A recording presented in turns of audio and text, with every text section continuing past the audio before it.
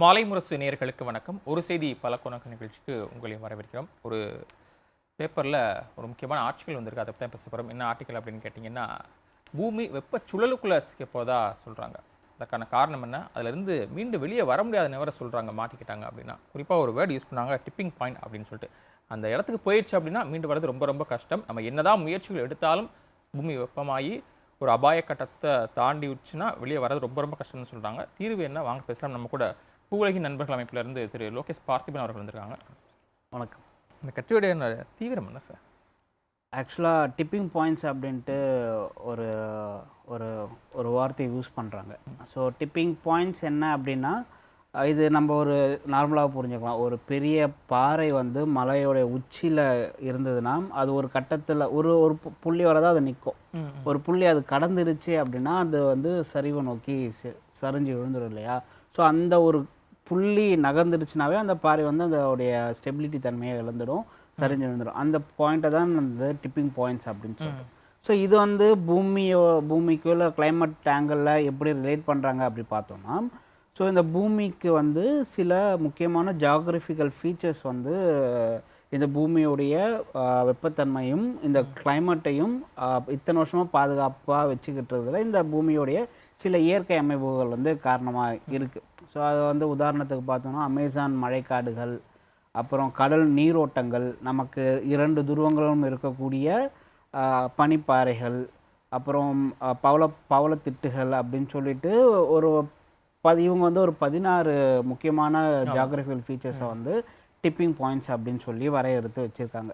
So அப்போ இதோடைய concept என்ன அப்படின்னா, ஒரு குறிப்பிட்ட டெம்பரேச்சர் ரைஸ் ஆகும்போது இத்தனை ஆண்டு காலமாக இந்த ஜியாகிரபிக்கல் ஃபீச்சர்ஸ்லாம் எப்படி செயல்பட்டுட்டு வந்துக்கிட்டு இருந்ததோ அதற்கு முரணாக செயல்படும் அப்படின்னு சொல்கிறாங்க. இப்போ உதாரணத்துக்கு நம்ம அமேசான் மழைக்காடுகள் எடுத்துப்போம். அமேசான் மழைக்காடுகள் வந்து பூமியுடைய நுரையீரல் அப்படின்ட்டு சொல்லப்படுது. ஏன் பூமியோட நுரையீரல்னு சொல்லப்படுதுன்னா, பூமியில் உமிழப்படுகிற பெரும்பான்மையோடைய கார்பனை வந்து இந்த அமேசான் மழைக்காடுகள் வந்து தன்னுள்ள உறிஞ்சி வச்சுக்குது. அப்போ வந்து அது ஒரு கார்பன் சிங்காக வந்து இத்தனை ஆண்டு காலமாக செயல்பட்டுட்டு வந்துக்கிட்டு இருக்கு. அப்போ இப்போ வெப்பம் அதிகமாகிட்டு வந்திருக்கிறதுனால, டெம்பரேச்சர் இன்க்ரீஸ் ஆகிட்டு போகிறதுனால இது என்ன நடக்குது அப்படின்னு பார்த்தோன்னா, இத்தனை ஆண்டு காலமாக கார்பன் சிங்காக செயல்பட்டு வந்த இந்த அமேசான் மழைக்காடுகள் இப்போலாம் வந்து எந்த அளவுக்கு அதை கார்பனை தன்னுள்ள சேர்த்து வச்சுக்கிறதோ, இப்போ கடந்த ஒரு 5-6 ஆண்டுகளாக அதை விட 2 மடங்கான கார்பன் வந்து அமேசான் மழைக்காடுகளை வந்து உமிழுது. அதுவே வந்து எமிட் பண்ண ஆரம்பிக்குது. இதுக்கான காரணங்கள் என்ன அப்படின்னு பார்த்தோன்னா, அதிகப்படியான மழை, அங்கே இருக்கக்கூடிய காடுகளை வந்து அழிப்பது, 2வது டெம்பரேச்சர் ரைஸ் ஆகிறதுனால அங்கே அதிகமான காட்டுத்தீ ஏற்படுது. ஸோ இதன் காரணமாக அமேசான் மழைக்காடுகளே வந்து அது எந்த அளவுக்கு கார்பனை சேர்த்து வச்சுட்டு இருந்ததோ அதை விட 2 மடங்கான கார்பனை உமிழப்படுது. அப்போ கடந்த 11,500 ஆண்டுகளாக இந்த பூமியில் செயல்பட்டுட்டு வந்துக்கிட்டு இருக்கக்கூடிய இந்த கார்பன், இந்த அமேசான் மழைக்காடுகள் இப்போ அதோடைய ஸ்டெபிலிட்டி தன்மையை வந்து இழந்து அது வந்து அதற்கு இத்தனை வருஷமாக எப்படி செயல்பட்டுட்டு வந்ததோ இப்போ அதுக்கு அகெயின்ஸ்டாக வந்து செயல்பட ஆரம்பிச்சிருக்கு. ஸோ இது ஒன்று மட்டும் கிடையாது. இப்போ நான் இங்கே இந்த கட்டுரையில் குறிப்பிட்டிருக்கக்கூடிய 16 டிப்பிங் பாயிண்ட்ஸ் வந்து சொல்லியிருக்காங்க. அப்போ இன்னும் ரிசர்ச்சர்ஸ்லாம் என்ன சொல்கிறாங்கன்னா, 9 முக்கியமான டிப்பிங் பாயிண்ட்ஸ் வந்து இன்னும் ப்ரிஸ்கிரைபாக வரையறுத்து வச்சுருக்காங்க. இப்போ இந்த 9 டிப்பிங் பாயிண்ட்ஸும் வந்து பார்த்தோன்னா, இது வந்து தன்னிச்சையாக செயல்படக்கூடியது கிடையாது. பூமியே வந்து தன்னிச்சையாக செயல்படக்கூடியது கிடையாது. இங்கே ஒன்றொன்றும் தொடர்புடையது.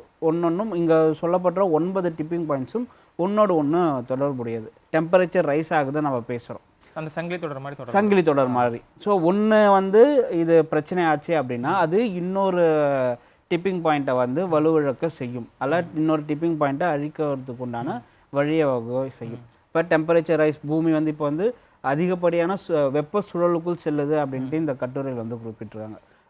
வெப்ப சுழல் அப்படின்னா இதை நம்ம எப்படி புரிஞ்சுக்கலாம் அப்படின்னா, அதிகப்படியான வெப்பம் இந்த பூமி வந்து வெப்பமாகிட்டு வந்துட்டுருக்கு. கடந்த 12 லட்சம் ஆண்டுகளில் இல்லாத அளவுக்கான வெப்பம் வந்து இப்போ பதிஞ்சிருக்கிறதா நமக்கு 2 நாளுக்கு முன்னாடி வந்த உலக வானிலை ஆய்வு மையத்துடைய அறிக்கை வந்து சொல்லுது. நமக்கு இருக்கக்கூடிய 176 ஆண்டுகளோடு நம்மக்கிட்ட டெம்பரேச்சர் ரெக்கார்ட் இருக்குது. அந்த 176 ஆண்டுகளில் கடந்த 3 ஆண்டு இருக்கு இல்லையா, 2025, 24, 23 இந்த 3 ஆண்டுகள் தான் அதிகப்படியான வெப்பம் பதிந்த ஆண்டாக இருக்குது. அப்போ தொடர்ச்சியாக நமக்கு வந்து என்ன தெரியுதுன்னா வெப்பம் வந்து அதிகரிச்சுட்டே போகுது அப்படிங்கிறத நம்ம புரிஞ்சுக்கணும். அப்போ வெப்பம் அதிகரிச்சுட்டே போயிட்டுருக்கு அப்படின்னா இங்கே நமக்கு சின்ன சின்ன இந்த மாதிரியான ரொம்ப சென்சிட்டிவாக இருக்கக்கூடிய ஜோன்ஸ்லாம் இருக்கு இல்லையா, உதாரணம் இப்போ நான் அந்த சொல்லியிருக்கக்கூடிய 9 டிப்பிங் பாயிண்ட்ஸ், அது எல்லாமே வந்து எத்தனை ஆண்டு இப்போ அது வந்து ஒரு டெம்பரேச்சர் வரதா அது வந்து சஸ்டைனாக இருக்கும். 7 டிப்பிங்கான அந்த 7 டிப்பிங் பாயிண்ட்கான அந்த அளவை தாண்டிட்டோம் அப்படின்னு சொல்லப்படுது. ஆமாம், இது நிறைய வந்து நம்ம தாண்டிட்டோம். உதாரணத்துக்கு வந்து பார்த்தோன்னா அட்லாண்டிக் பெருங்கடலுடைய கடல் நீரோட்டம் ஒன்று இருக்குது. இந்த அட்லாண்டிக் கடலுடைய அந்த நீரோட்டம் அப்படிங்கிறது உலகம் முழுக்கவே ரொம்ப முக்கியமான ஒன்றாக இருக்குது. கடல் நீரோட்டங்கள் உதாரணமாக வெப்பம் வந்து ஒரு இடத்திற்கு இன்னொரு இடத்துக்கு கொண்டு போகும். இந்த வெப்பத்தினால மழை பெய்யும், அந்த கடலோர பகுதிகளுக்கு வந்து நியூட்ரிஷன்ஸை கொண்டு போகும். இந்த மாதிரி ரொம்ப முக்கியமான வேலைகளை வந்து இந்த கடல் நீரோட்டங்கள் வந்து செய்யும். அதில் ரொம்ப ரொம்ப முக்கியமானது அட்லாண்டிக் கடலுடைய நீரோட்டம். ஸோ இந்த அட்லாண்டிக் கடலுடைய நீரோட்டம் இது எப்படி வலுவிழக்குது அப்படின்னு பார்த்தோன்னா, இது ஈக்குவேட்டர் ரீஜன் ஆஃப்ரிக்காவுக்கும் சவுத் அமெரிக்காவுக்கும் இடையில் அந்த ஈக்குவேட்டர் ரீஜியனில் இருந்து வெப்பத்தை கிரீன்லாண்டை நோக்கி வடதுருவத்தை நோக்கி கொண்டு செல்லும். அங்கே கொண்டு போயிட்டு அங்கேருந்து ஒரு யூட்டர்ன் மாதிரி எடுத்துக்கிட்டு ஐரோப்பா வழியாக ஆஃப்ரிக்கா வழியாக அப்படியே கீழ் நோக்கி செல்லும். இப்போ வெப்பம் உயர்வுனால கிரீன்லாண்டும் ஆர்டிக் பகுதியிலும் அதிகமான பனிப்பாறைகள் பனி உருகி நல்ல நீராக கடல் அங்கே இருக்கக்கூடிய அட்லாண்டிக் கடலை வந்து சேருது இல்லையா. ஸோ அப்போ இது மேலே இந்த கடல் நீரோட்டம் மேலே செல்லும்போது இங்கே வெப்பம் அங்கே இருக்கக்கூடிய அடர்த்தி தன்மை அதிகமாக இருக்கிறதுனால இது கீழே சென்று யூட்டர்ன் இருக்குது. இப்போ நல்ல தண்ணி சேர்றதுனால அது வந்து அந்த இடத்துல ஒரு யூட்டர்ன் மாதிரி எடுக்க முடியல, நல்ல தண்ணி சேர்றதுனால. அப்போ இந்த இடத்துல யூட்டர்ன் எடுக்க முடியாததுனால ஐரோப்பா போன்ற பகுதிகளுக்கு மழை நல்ல தண்ணி நல்லது இல்லையா அந்த பகுதிக்கு இல்லை. ஸோ நமக்கு வந்து பனிப்பாறைகளாக அது வந்து இருக்கணும். அது இன்னொரு ரொம்ப முக்கியமான இந்த வட துருவங்களில் பனிப்பாறைகள் வந்து கண்டிப்பாக வந்து அது பனிக்கட்டிகளாக இருக்கணும். அது அப்படியே தான் இருக்கணும். இப்போ எந்த அளவுக்கு இருக்கோ இல்லை ஒரு 10-20 ஆண்டுகளுக்கு முன்னாடி எந்த அளவுக்கு இருக்கோ அந்த அளவுக்கு இருக்கணும். ஏன் அப்படின்னா இங்கே சூரிய ஒளி வந்து பட்டு அங்கே பகுதியில் வந்து அப்படியே ரிஃப்ளெக்ட் ஆகி போயிடும். ஒட்டுமொத்த சூரியனுடைய ஒளியும் இல்லை வெப்பமும் வந்து பூமியில் தங்கிறது இல்லை.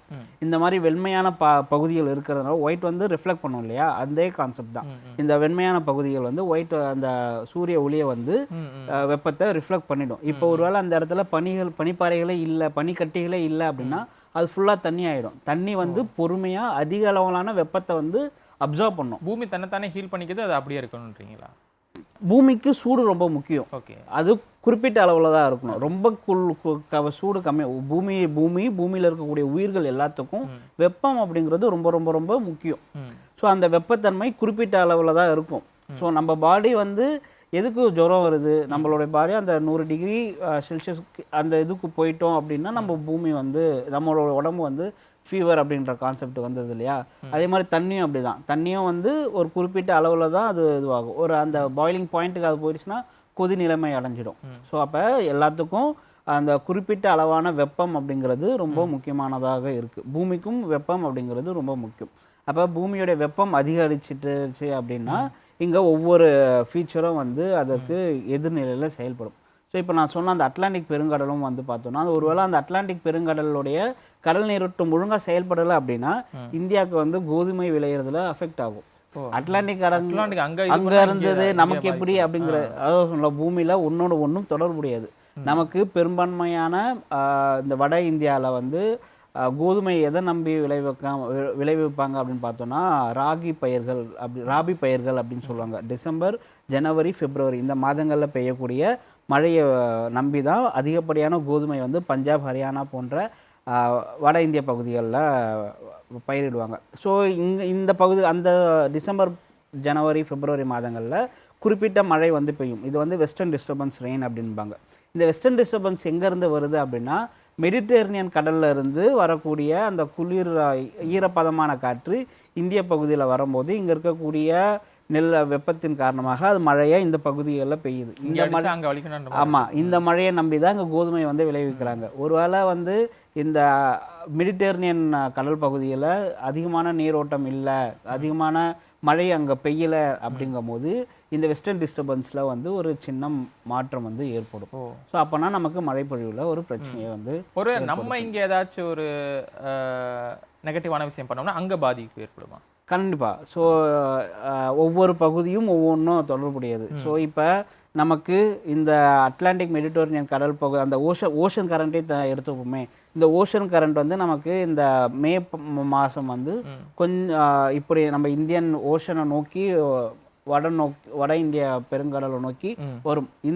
இது வந்து வெப்பத்தை அதிகமாக கொண்டு வரும், வெப்பத்தையும் ஈரப்பதத்தையும் அதிகமாக கொண்டு வரும். அதன் காரணமாக இங்கே இருக்கக்கூடிய காற்று தான் வந்து நிலம் நோக்கி வந்து நமக்கு பருவமழையாக வந்து இங்கே வந்து உருவாகுது. ஸோ அப்போ நமக்கு இந்த பெருங்கடல்கள், கடல் நீரோட்டங்கள் வெப்ப உயர்வுனால பாதிப்பு அடைகிறதுனால நமக்கு பருவமழையே பாதிப்புக்கு உள்ளாகக்கூடிய ஒரு சூழல் வந்து நமக்கு இதெல்லாம் கட்டுப்படுத்தணும் அப்படின்னு சொல்லி தான் 2015 உலக நாடுகள் எல்லாமே சேர்ந்துட்டு இந்த வெப்பமடை இதெல்லாம் குறைக்கணும், 1.5 டிகிரி அந்த செல்சியஸ் கீழே குறைக்கணும் அப்படின்னாங்க. ஆனால் ஒரு ஆபத்தான கட்டத்தை தாண்டி போயிட்டு இருக்கு, உலக நாடுகள் இணைந்து அந்த முடிவெடுத்ததுக்கு எதிர்மாறாக நடந்துகிட்டு இருக்கு அப்படின்னு சொல்கிறாங்கல்ல, அந்த விஷயத்தை நம்ம எப்படி பார்க்குறது? ஏன்னா நம்ம நிறைய இந்த க்ரீன் சோர்ஸை கொண்டு வரோம், ஆனால் அது பத்தாதுன்னு அப்படின்னு பார்க்கணும். ஆமாம், கண்டிப்பாக பத்தாது. இப்போ நீங்கள் சொன்ன அந்த உலக நாடுகள் எல்லாமே சேர்ந்து 2015 பாரிஸ் அக்ரிமெண்ட் அப்படின்னு சொல்லிட்டு கொண்டு வந்தாங்க. அவங்க என்ன சொன்னாங்க அப்படின்னா, இந்த நூற்றாண்டோடைய முதல்ல 2050 1.5 டிகிரி செல்சியஸ் அளவு உயர்வாக கட்டுப்படுத்தணும் அப்படின்றாங்க. இந்த 1.5 டிகிரி செல்சியஸ் உயர்வு அப்படிங்கிறது தொழில்புரட்சி காலகட்டத்தில் இருந்த பூமியோட சராசரி வெப்பநிலை அளவு, அதிலிருந்து 1.5 டிகிரி செல்சியஸ் அளவுக்கு நம்ம கட்டுப்படுத்தணும் அப்படின்னு சொல்லிட்டு அது வந்து 2100 வரை தள்ளி போட்டாங்க. ஸோ இப்போ என்ன நிலைமை அப்படின்னு பார்த்தோன்னா, நம்ம 2025 அந்த 1.5 டிகிரி செல்சியஸை டச் பண்ணிட்டோம். அப்போ இவங்க வந்து ஒரு 50 ஆண்டுகளுக்கு முன்னாடி வச்ச டார்கெட்டை நம்ம ஒரு 10 ஆண்டுகள் 9 ஆண்டுகள்லேயே வந்து அதை டச் பண்ணிட்டோம். அப்போ இங்கே இருக்கக்கூடிய செயல் திட்டங்கள் எல்லாம் அந்த அளவுக்கு தான் இருக்குது அப்படிங்கிறத நம்ம புரிஞ்சுக்கிறோம். ரெண்டாவது, இங்கே வெளியேற்றக்கூடிய கார்பனுடைய அளவு 422 ppm அதிகம். ஆமாம், இந்த நான் சொன்ன அந்த தொழில்புரட்சி காலகட்டத்தில் விட கிட்டத்தட்ட தொழில்புரட்சி காலகட்டத்தில் கிட்டத்தட்ட 270 280 ppm அளவு, இப்போ 426 ppm அளவு நம்ம டச் பண்ணிட்டோம். அதுலேருந்து அதிகம். அந்த சராசரி எவ்வளவு? சராசரி நமக்கு 300 250 to 300 அதுக்குள்ளே தான் இருக்கணும். இன்னொன்று, இந்த 400 ppm அளவுங்கிறது பூமி 3 லட்சம் வருஷத்துக்கு முன்னாடி இருந்த அளவுக்கு தான் இருந்தது. 4 லட்சம் ppmங்கிறது 3 லட்சம் வருஷத்துக்கு முன்னாடி 400 ppm இருந்தது. அதோட இப்போ தான் 2010 இந்த 21ஆம் நூற்றாண்டில் தான் அந்த 400 ppm நம்ம டச் பண்ணி. எந்த ஒரு தொழில் புரட்சியும் இல்லாத காலகட்டத்தில் அப்போ அந்த 400 ppm அளவு இருந்தது. அப்போ 3 லட்சம் வருஷத்துக்கு முன்னாடி மனிதன் வந்து இந்த அளவுக்கு இல்லையா? மனிதன காரணம் இல்லை, இப்போ மனிதன. ஆமாம், அப்போ வந்து பூமியோட சுழல் தன்மை அது வந்து இருந்தது. அப்போ இப்போ மனிதனுடைய செயல்பாடுகளால் குறைந்த காலகட்டத்தில் இந்த 420 ppm அளவு அப்படிங்கிறது மிகப்பெரிய ஒரு ஆமாம். ஸோ அப்போ கார்பன் அளவு 420 கார்பன் ppm அப்படிங்கிறது என்னென்னா கார்பனுடைய அளவு குறிக்கிறது. அப்போ அது கொஞ்சம் கொஞ்சமாக வளிமண்டலத்தில் படியும், அதை போயிட்டு டெபாசிட் ஆகும்போது இங்கே கூடிய வெப்பத்தை வந்து பூமியிலேருந்து சூரியன்லேருந்து வரக்கூடிய வெப்பத்தை இது வந்து ட்ராப் பண்ணிக்கும். அப்போ இது வந்து ஒரு கிட்டத்தட்ட ஒரு ஹாட் ஓவன் மாதிரி நம்ம பூமி வந்து கொஞ்சம் கொஞ்சமாக மாறிக்கிட்டு இருக்கு. ஸோ அதிகப்படியான வெப்பம் வந்து இப்போ நம்மளுடைய கடல் பகுதிகள் வந்து உள்வாங்கிட்டு இருக்கு. ஆனால் கடல் பகுதியுமே வந்து அதிகப்படியான வெப்பம் உள்வாங்கிறதுனால அது அதிகமாக அமிலத்தன்மையாக மாறுது. ஸோ இது அமிலத்தன்மை அதிகமாக ஆயிடுச்சுன்னா இங்கே இருக்கக்கூடிய பவளப்பாறைகள் அதிகமாக வந்து அழிய ஆரம்பிச்சிடும். அப்போ கடலில் இருக்கக்கூடிய உயிரினங்கள் அழியும், கடலுடைய பயோடைவர்சிட்டி ஒரு பெரிய பிரச்சனைக்கு உள்ளாகும். அதான் இது வந்து ஒரு நீங்கள் சொன்னீங்களா ஒரு செயின் ரியாக்ஷன் மாதிரி, ஒன்று எங்கேயாவது தடைப்பட்டதுன்னா அது ஒன்று வந்து இன்னொன்று அழிக்கும். ஸோ அந்த மாதிரியான ஒரு பிரச்சனைகள் தான் இந்த டிப்பிங் பாயிண்ட்ஸ் வந்து இருக்குது. ஸோ நம்ம அது ஒரு மிகப்பெரிய ஒரு பிரச்சனையை நோக்கி நம்ம சென்று கொண்டிருக்கோம். நல்லா சார், நிகழ்ச்சி பங்கிட நிறைய விஷயங்கள் பண்ணிருக்கீங்க. நன்றி சார். நன்றி. நேர்களை மட்டும் நிகழ்ச்சியை சந்திக்கலாம். நன்றி, வணக்கம்.